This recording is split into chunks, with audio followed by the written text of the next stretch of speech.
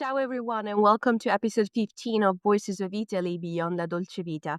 Today we're going to talk about a topic that is probably not as complex as you would think, and it's the relationship between Italians and religion. And I'm referring of course to the common assumption that all Italians are committed Catholics and that all those spiritual beliefs still carry a big weight in Italian society. That's not entirely wrong, but it's not that Godfather style scenario where all Italians go to church, have a Bible in their nightstand, and make the sign of the cross every time they're upset. And while the Catholic Church is still a powerful and influential entity, it's definitely not dictating people's morals and beliefs as much as you would think. On the contrary, people tend to be very skeptic at times, and there's lots of misconceptions and judgment towards the church as an institution. And this makes Italians more what we call cattolici praticanti, so cultural Catholics, than anything else. It's part of our language, it's part of our mindset sometimes, but most importantly, it's part of our traditions and cultural heritage. In this episode, we're going to take a closer look at what that means, and I'm going to have a few other voices with me telling you how things look like. Italy is one of the most iconic countries in the world. But what does Italy mean to the world? What does it mean to you? Buongiorno. Pizza. Ciao Bella. Michelangelo. Spaghetti. Mafia. Dolce Vita. My name is Alessia, I'm Italian, and this is Voices of Italy, the podcast that peels back the layers of the Instagram perfect Italy to reveal everyday stories of authentic, surprising, and messy Italian life.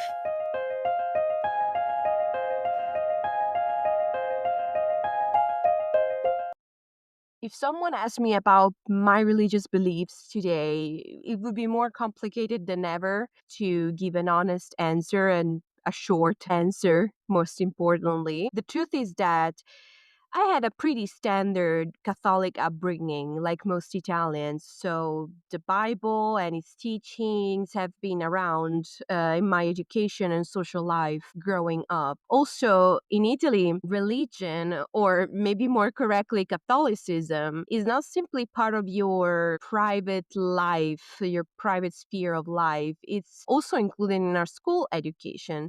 Let me explain what this means. With Italian language, geography, history, kids at school also have time dedicated to a subject that's simply called religion. What that is supposed to mean, I think, is more of a generic teaching of different religious beliefs. If you think about it from a cultural perspective, it's a nice idea to provide knowledge of what are the most popular, the biggest religious movements and beliefs that are out there for a general knowledge and culture.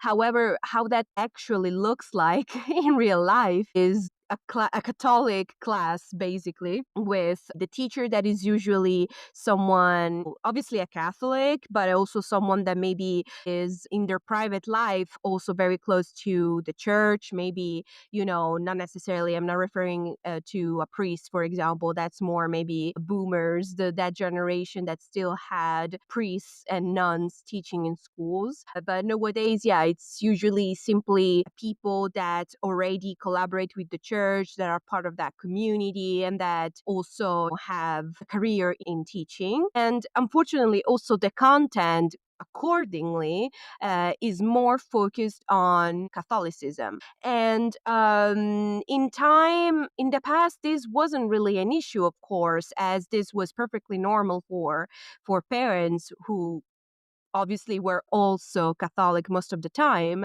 to have that kind of content in their kids' school program. Today, that's something that is debated about quite a lot, because obviously that doesn't really get along with what school is supposed to be. And also, it kind of cuts out a lot of kids that do not belong to that religious group, or I should say, their parents do not belong to that religious group, because let's be honest, in elementary school, no kid makes the logical decision to have a faith or another. It's essentially where your parents push you towards. And so this is also being considered by many a waste of money, of course, of public money that could be definitely put somewhere else where there's more need. But anyway, this is just to tell you that it's very embedded in our culture, in our daily life. And that's one of the signs. At the same time, I grew up in a society that is actually very critical of the church, of all its moral flaws and its hypocrisy. I'm thinking of the sadly famous case of Emanuela Orlandi. She was a 15 years old girl that disappeared in 1983. She was a Vatican citizen. Yes, that's rare, but it happens. And she lived inside Vatican City because her father worked for the Holy See. One summer afternoon, she left home to go to her music class in Rome and was never seen again. After that, there was a bizarre and twisted investigation full of false leads, alleged mafia connections, anonymous phone calls, and for some reason there are always anonymous phone calls in Italian crime cases that were a little bit bizarre. But most importantly, there was lots of silence, especially from the Vatican. Over the years, there were lots of conspiracy theories that included literally everything from kidnapping to organized crime groups to blackmail schemes tied to the church, sex abuse cover ups. Really, all the conspiracy theories that you can think of, they were probably out there at some point. And the thing is that after 40 years, not only has the case never been solved, but the general public opinion is that the Vatican repeatedly stonewalled investigations by refusing to release documents, delaying responses to family, and essentially just being very reluctant to collaborate, apparently, to find Emanuela. And it became a very symbolic case of obviously everything that feels rotten inside certain institutions, secrecy, unchecked power, and the attitude of impunity.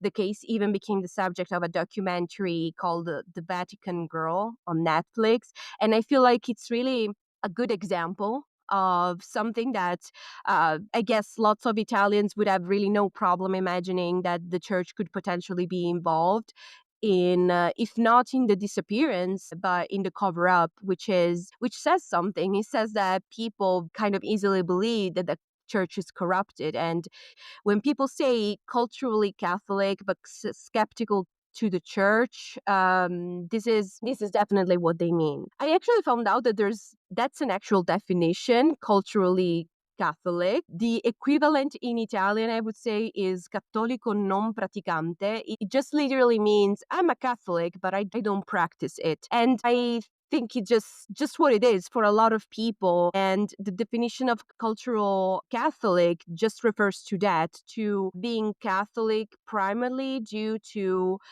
cultural heritage or family tradition, instead of having a deep religious faith or practicing religion. Lots of people may still observe Catholic rituals or customs like attending Mass or getting married in a church, but it doesn't really mean that they think of themselves as believers. Maybe they don't actively participate in the faith on a regular basis, for example, or adhere to its teaching in general in everyday life. And this is largely because there's definitely a deep disconnect between the moral authority of the Vatican, or what the moral authority that they claim to have, and the very human, very shady behavior that many people believe it's capable of. In fact, and you can ask around, I think it's just not unusual to hear people say that they wouldn't be surprised at all if the Vatican was involved in cover-ups or worse. And this kind of thinking, this kind of things just makes you humanize the church, instead of seeing it as something holy and sacred, it makes you think of it as a bunch of men and women, but primarily men that have power and that do something very, very human and much less holy with that power. That's all. And I have to say, I also grew up in a not particularly religious family. That certainly had an impact on me. When I was a kid, like any kid, I was going to church every Sunday. I was going to catechismo. I'll explain you what that is in a moment. And, that was something that my parents made me do just like parents make you go to school, kind of. And so it was really sometimes annoying to me to see that my parents wouldn't do the same. My parents were not going to church. And when asking why, my mom's very simple answer was that she believes in God and she believes in the principles of religion, but she doesn't believe in church. And honestly, God is everywhere. So she can practice her belief, whatever. She doesn't need to go to church, which still didn't explain why I had to go, but that was the answer. So, in many times, that's what it is. And honestly, as I was saying, religion is just embedded in life, holidays, family gatherings. Again, it was something comparable to school, just another piece of your life. As a kid, it was something really boring going to church, and my parents made me do it, and all the other kids were also doing it. So it was also a way to socialize, to engage with your friends and your community and be part of that community. I think it's really the same for lots of Italians today, especially us millennials, maybe because our parents still belong to a generation of stronger believers and their life was even more embedded with the church. So probably that's something that gradually is going to happen even more. This obviously doesn't mean that by any means the young Italians are not in touch with their spirituality. And on the contrary, I think it's just that they are discovering different ways of engaging with their spiritual beliefs. Here are some voices that can tell you more about it. Hello, I'm Michela. I'm from Italy. I'm not really a religious person, but sometimes I think it's like an escamotage to seek something bigger than us that can give us some hope. So sometimes I pray because I think I'm more of a spiritual person than a religious one. And of course, I see my God as the Christian God because it's what I'm born with. So I'm not really religious, but I think I'm more spiritual. And I think that it's something that you're born with if you're Italian. Well, my experience with religion is very particular because I think the religion have a special place in human being because it reflects our seeking of the truth, our researching of the truth. But despite of that, I don't go to the church and I don't pray. But I think because I'm here, I'm in Italy. I grow up with this cultural heritage of Christianity. My family is Catholic, both my mom and my dad part. But as I think many of my same age friends or even people I just know, I don't practice anymore. I don't feel connected with the church values, not nowadays at least. My relationship with the Catholic religion it's very plain, I would say. Like I don't dislike it, but I or don't even feel attached to it in any ways. I still think about some of the values they try to teach sometimes, but I really feel like, especially with the Catholic ones, they are values that you can find even in yourself. Like you don't need to follow the religion rule in order to follow them. It's just basic being kind and do good to others. So it's something you can still do even if you don't follow a specific religion.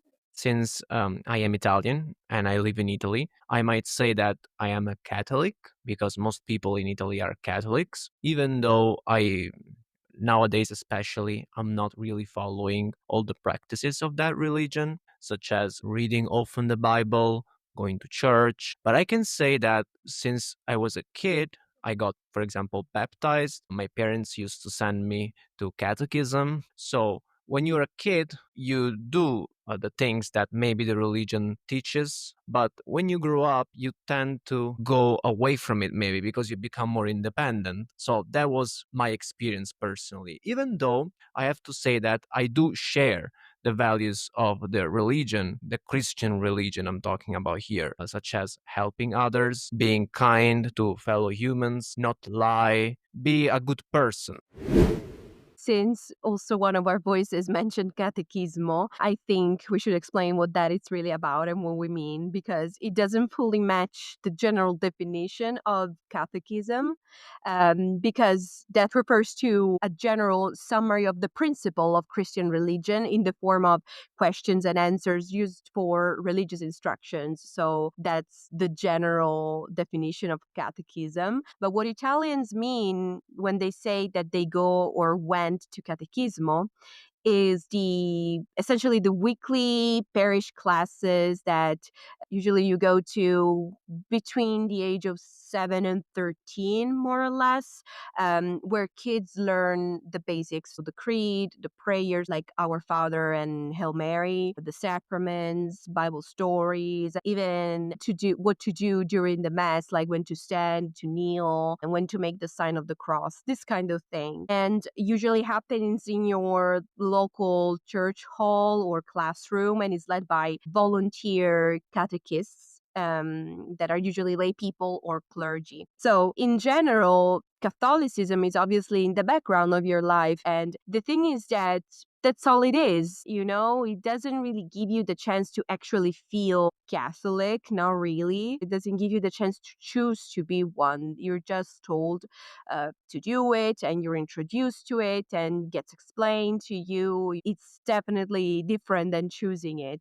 And I don't think I'm alone in that. I would call myself definitely a cattolica non praticante and maybe just a cultural Catholic at this point. But day to day, I don't go to Mass. I don't pray. And honestly, when I do, it's more of an internal pray. I don't really do it according to the rituals and things like that. Yet, Catholicism still shaped how I grew up, how I think. And to this day, when I hear the sounds of the church's bell on Sunday mornings, I still think of my childhood, and it feels familiar, it feels comfortable. It's really a comforting memory, and it reminds me of waking up on a Sunday morning and going to church with my friends and spending time with them, dressing nice to go there, because that's another thing. My mom used to have sort of church clothes for me to wear, especially on a Sunday. And so it was obviously a nice thing to me. And then coming back home, and usually my mom would prepare a special meal on Sunday, a more delicious meal. So definitely it's kind of tied to very nice memories that I'm fond of, but that's very different than saying that I chose it as a faith. That doesn't mean, of course, that me or other Italians all hate the church, but we probably feel like it puts us in a frame. And sometimes that feels too tight for the kind of life that we want to have, simply incompatible with the kind of modern life that many Italians want to have. I've asked some voices out there what they think of the role of the church in Italian society, and that's what they said. The rule of religion in Italy is very central. We have the center of Christianity in Rome. We have the Pope, and even politically is very important, because in politics there are some parties that are strictly linked with religious in heritage, like the representation of the family in religion, and it's strictly grounded in our culture. I think in Italy we have too much influence by religion, both in cultural and political field. I keep the politics out of it, but I would just say that we should be a laic state. At least that's what we should be according to the constitution. So let's stick to it and put that aside. About the culture, I think we are deeply involved with the Catholic culture. So something that could have the roots in every family. Maybe in the north it's less strong nowadays. I still can see, I think, the consequences of this deeply spread religious. I feel like our vision of the world it's very strictly linked to how Catholic religion sees the world, and I don't really think it's something we can fully distance from. We can't put a distance between our culture and the religion because it's so deeply involved one to each other that it's simply not possible for Italians. I think that Catholic religion is very much embedded in the Italian culture and society, I might say, because most kids here in Italy go to catechism when they are little. So I have to say that it's very embedded. And also, for example, in schools, we have the Jesus Christ cross. So it's very much embedded in our culture. And I think that most people tend to be like me in that regard, which means that, of course, they will regard themselves as Catholics, but maybe they don't follow all the practices of the Catholicism. I think that Italy is the center of Christianity, so it's like impossible for us to differ from something. If you are born in Italy and you're Italian, it's like obvious that you're a Christian. So it's common in every art representation. It's common in our everyday life, in how we find a family, and some precepts that we are born with it being here. Mhm. Yeah.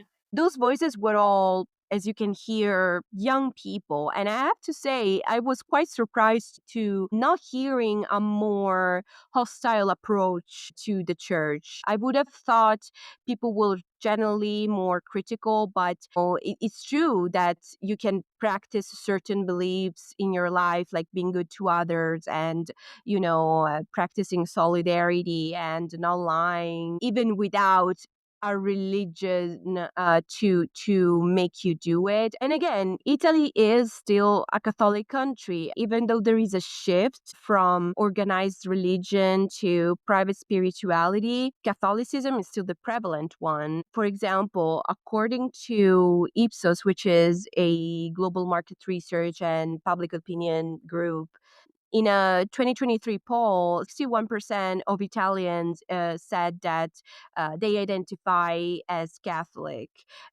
which may seem like a lot since it's more than half, but at the same time, it's much lower than the over 74% of 2017. Also, the Italian National Institute of Statistics shared in 2022 some data that kind of show very, very clearly that the number of Italians not even entering a place of worship is increasing sharply. In 20 years, the number has dropped from 36% that was in 2001 to a little less than 19% in 2022. And definitely explains in part the Catholic Church's financial issues, because donations have always been a big source of revenue. But if people just don't go to church, that obviously becomes a little difficult. This makes even more relevant the fact that, for example, someone like Pope Francis was generally very well liked by people. According to data from Demopolis, which is an Italian research institute, around 76% of Italians express trust in Pope Francis and definitely find him an appreciated public figure in the country, regardless of religious faith. So that's one of those things that if you manage to be a pope these days and sort of have a little bit of respect from people, regardless of what they believe in Italy, I think it says something. And this kind of shift from religious beliefs, you can even see it, for example, in weddings. And there's been a shift in that sense as well. In 2018, for the first time, civil ceremonies slightly outnumbered church weddings. They were around 50.1%, but still it was sort of a big deal, obviously, especially if you think that in 1970, only 2.3% of marriages were not religious. It's definitely a huge, huge change.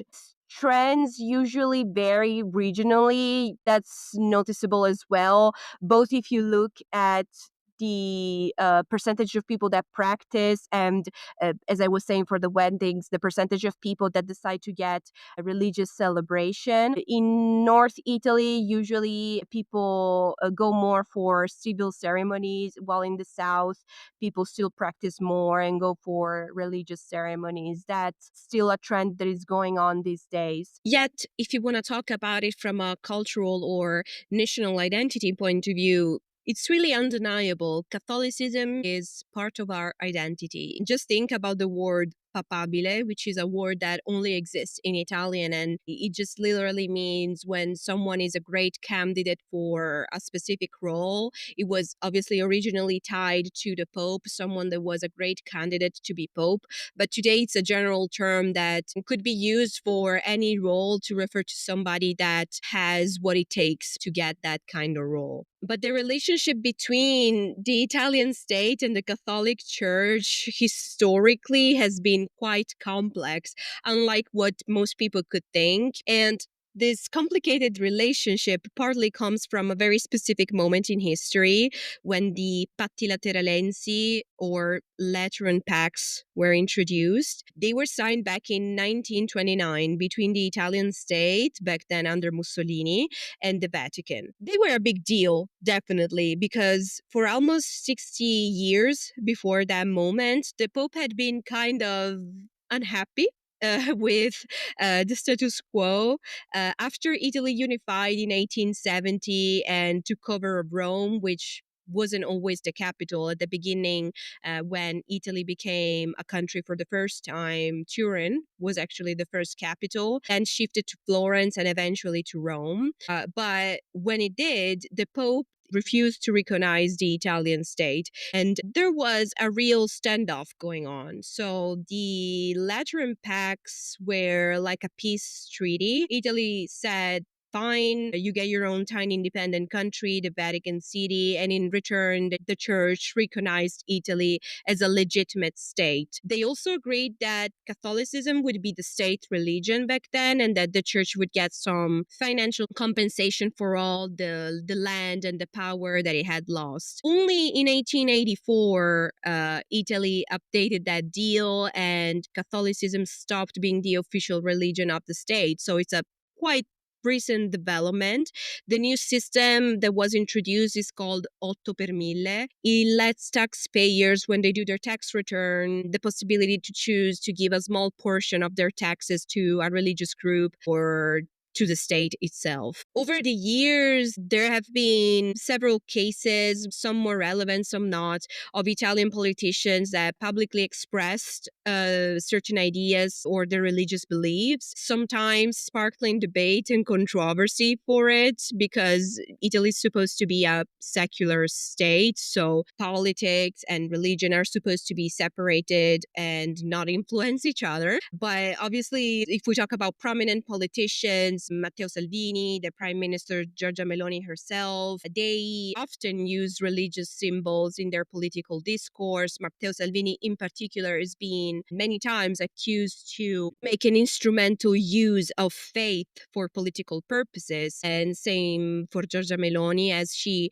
promoted herself also as a Catholic figure. There's this very, very, very famous speech that she gave where she said, "Sono Giorgia, sono una donna, sono una madre, sono italiana, sono cristiana." So my name is Giorgia, I'm a woman, I'm a mother, I'm Italian, I'm a Christian. And that says it all, obviously, when you say it that way. It's really a summary of who you want to be as a political figure. Became very, very iconic and representative of her. At the same time, both of them and their parties have often been in contrast with the church, contrary of what you would think, because again, you would imagine that there's a support from the Catholic Church, from conservative politicians that align themselves with Catholic beliefs. However, the church, and I want to say especially in the era of Pope Francis, have been very critical of them for using the church more than applying its actual beliefs, especially for their ideas on immigration, since that obviously the main big teaching of the church is that you're supposed to be helpful, you're supposed to have solidarity and love for anybody, regardless of their religion and where they come from and their status. And that's definitely not something that is reflected in the policies that are supported by Giorgia Meloni and Matteo Salvini. So there's definitely always been a little bit of a contrast there. But even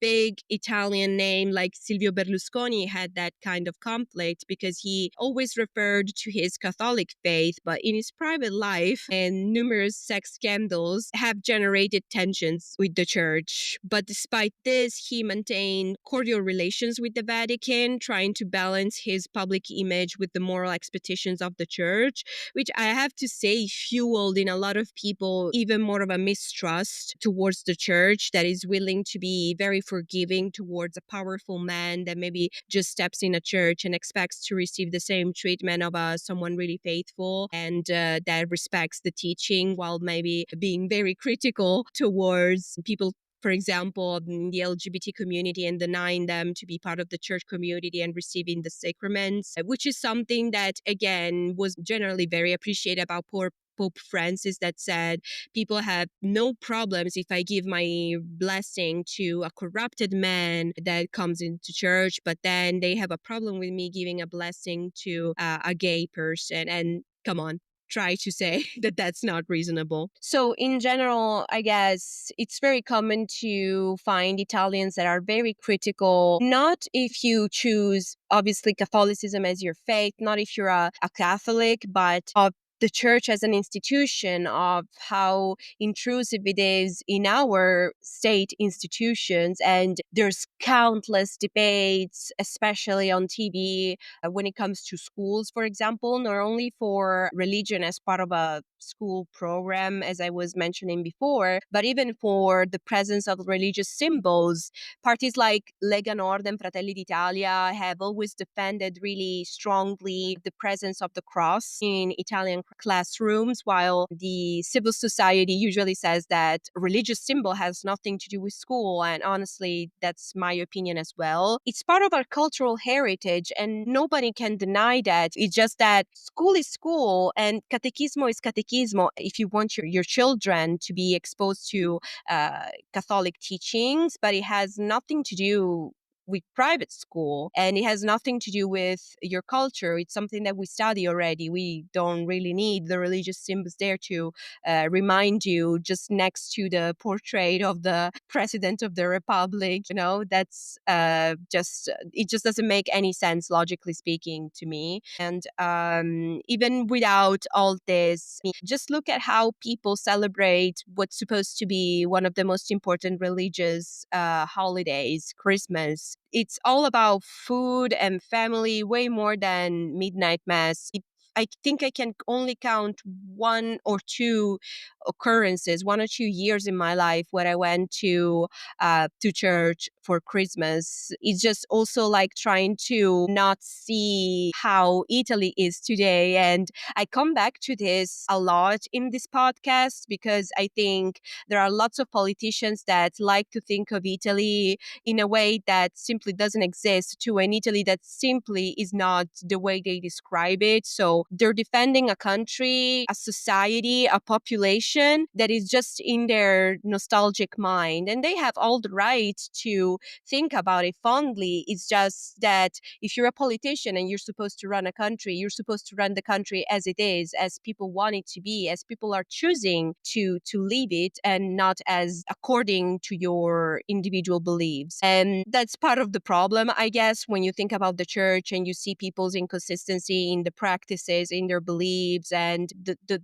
at least there's an acknowledgement, as we heard from today's voices in the episode, that there's a general acknowledgement that some of the principles of Catholicism, they're just good moral principles, but they cannot be translated as religious principles when it comes to our politics, when it comes to our institutions. It's just going against something that is part of our constitution, that is supposed to claim that Italy is a secular state. And I found myself also a little bit surprised the first time that I saw how central the Bible and God and, Christian beliefs are, for example, in American politics, in the speeches, for example, in the political rituals, and how different is here, because that absolutely doesn't happen. We don't swear on God. We don't swear on the Bible. Italian institutions operate according to secular procedures. They have nothing to, have no mention of God or anything like that. Political groups that support the presence of Catholic religious symbols like the cross in school